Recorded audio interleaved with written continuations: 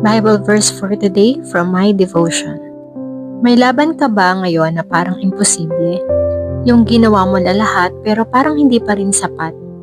Alam mo, minsan kailangan mong paalalahanan ng sarili mo.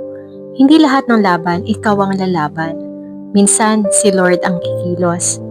Sabi sa 1 Samuel 17 verse 47, all those gathered here will know that this is not by sword or spear that the Lord saves, for the battle is the Lord's and He will give all of you into our hands. Ito yung sinabi ni David bago labanan si Goliath. Hindi siya nagtiwala sa sandata, kundi sa Diyos na buhay. We believe that the true victory doesn't come from our strength, but from the Lord.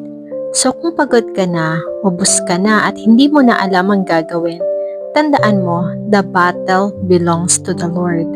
Sickness man yan, anxiety, financial struggle, rejection, spiritual warfare, kahit ano pa yan.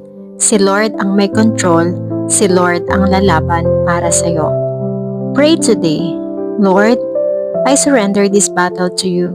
Hindi ko kaya mag-isa, pero alam ko, ikaw ang tunay na mandirigma.